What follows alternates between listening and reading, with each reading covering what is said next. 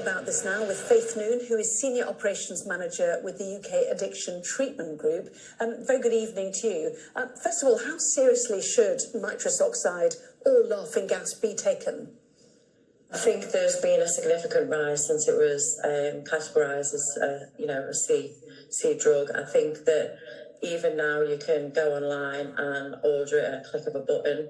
I think originally banned to prevent ASBOs and in areas of deprivation. However, people are still able to get hold of it. Well, a ban that we've seen is not doing the trick. So what will, in your view? I think it's like anything. If you don't educate the people on what the drug is going to do, or there's nothing else for them to do, then I think that they're going to always be wanting to buy it or looking for things to to get that high. Well, what does it do then? What does it do to the body if you use it? So there is the health implications are memory loss, B12 vitamin deficiency, which can cause injury to the brain and malfunction.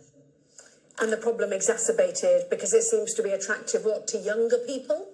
Yeah, the trends are for a lot of younger people that have been using it.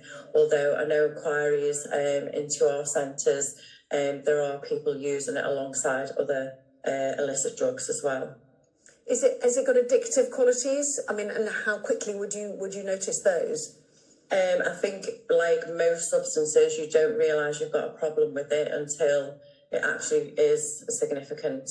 And in our treatment centres, we treat addiction holistically, and I mean that we look at the behaviours attached to that addiction. So, like anything that gives you an initial high, that is going to wear off, but you're potentially going to keep chasing that high. So my first question, how seriously should it be taken? The fact that it's called laughing gas, does that mean that young people, simply don't see it as a drug with legal consequences and health consequences, and that's where your education comes in?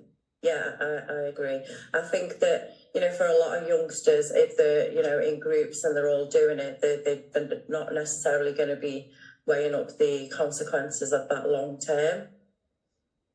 And is the problem it's also used in conjunction with other drugs? Is it something that's, a part of a medley that people could use, for example? Yes, definitely. We have seen that across some of our inquiries, and also for some of our admitting clients into our centres, that they are using that alongside other substances. And if you look at our figures, across 22 forces, 78 arrested, just a handful of charges, as I read out at the start, would that, imply to you that police forces, police officers are not taking it seriously either?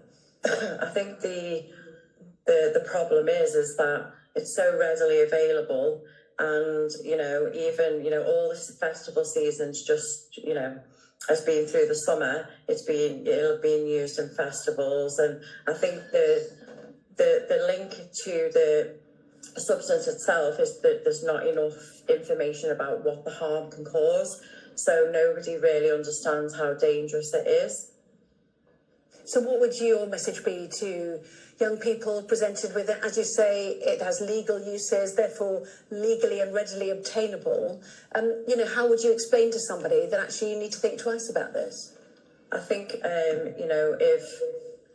if you've got any concerns about, your children or, family member, I would advise them to seek help, definitely. I think that, it's not enough just to ban a substance. There needs to be, more work done around, educating people on the harms and dangers to it, and, how that will have long-term health implications and life implications, especially once you're in active addiction. It becomes very hard to come out of that on your own, which is where, our treatment centres, we see clients every single day coming in for admission.